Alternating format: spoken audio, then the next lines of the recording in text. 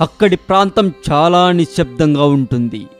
అసలు అలాంటి ఒక ప్రదేశం ఈ భూభాగంపై ఉంది అన్న విషయం మొన్నటి వరకు ఎవ్వరికీ తెలియదు. ఇంతకీ ఆ ప్రాంతం పేరేంటి? ఆ ప్రాంతంలో ఏముంటాయి? ఆ ప్రాంతానికి సైలెంట్ జోన్ అనే పేరు ఎందుకు వచ్చింది? ఇవన్నీ తెలుసుకునే ముందు మీకు నేను ఒక విషయం చెప్పాలి. ఈ వీడియో చూడడం అయిపోయాక యూట్యూబ్లో తెలుగు మోజో ఛానల్ని సబ్స్క్రైబ్ చేయడం మాత్రం మర్చిపోకండి. మెక్సికో దేశ సరిహద్దులో ఉన్నది ఈ నిశ్శబ్ద మండలం. ఈ మండలానికి దగ్గరగా ఉన్న గ్రామం పేరు మాపిమి. అందువలన ఈ ప్రదేశానికి మాపిమి నిశ్శబ్ద మండలము అని పిలుస్తారు. అది 1970 అమెరికా దేశం తమ వైట్ సాండ్స్ క్షిపణి కేంద్రం నుండి ఒక క్షిపణిని పరీక్ష చేశారు. అది విఫలమైంది. దారి తప్పి మర్మమైన ఈ ఎడారిలో పడిపోయింది. మెక్సికో దేశ సరిహద్దులో ఒక ఎడారి ఉన్నదని అప్పుడే తెలిసింది ప్రపంచానికి. విఫలమైన క్షిపణి ముక్కలను, అందులో అమర్చబడిన అత్యంత ఆధునిక కంప్యూటర్ భాగాలను తీసుకురావాలని మెక్సికో ప్రభుత్వం దగ్గర నుంచి అనుమతి తీసుకొని క్షిపణి పడిపోయిన ప్రదేశానికి బయలుదేరింది అమెరికా విమానదళ బృందం. పడిపోయిందనుకున్న చోటుకు చేరుకున్న వారికి క్షిపణి ఆచూకీ తెలియలేదు. తమ దగ్గరున్న పరికరాలతో క్షిపణి పడిపోయిన ప్రదేశాన్ని తెలుసుకోవాలనుకున్నారు.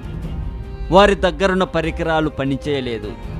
అమెరికా ప్రధాన విమానదళం కేంద్రంతో మాట్లాడుకోవడానికి తెచ్చిన వాకీటాకీ రేడియోలు పనిచేయలేదు.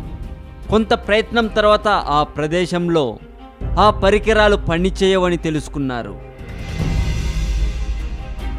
ఇదంతా ఒక ఎత్తు అయితే, ఇక్కడ గ్రహాంతరవాసులు కలుసుకోవటానికి ఈ ప్రాంతాన్ని ఎంచుకున్నారు అని కొందరి వాదన.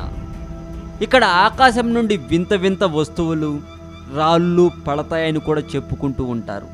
మొత్తానికి ఆ క్షిపణి ఆచూకీ తెలుసుకున్నారు.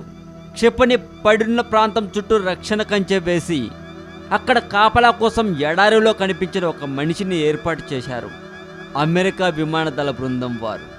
క్షిపణిని చూడడానికి అన్య గ్రహవాసులు వచ్చి వెళ్తుంటారని అతను అక్కడకు వచ్చిన పత్రిక వారితో చెప్పడం ఇంకా ఆశ్చర్యాన్ని కలిగిస్తుందని చెప్పాలి.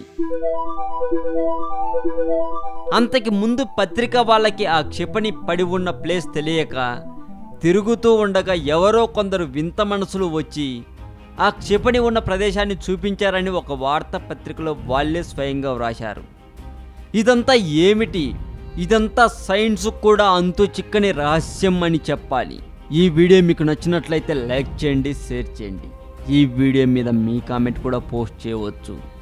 మరింత ఇలాంటి సమాచారం తెలుసుకోవడం కోసం సబ్స్క్రైబ్ చేయండి యూట్యూబ్లో తెలుగు మోజో.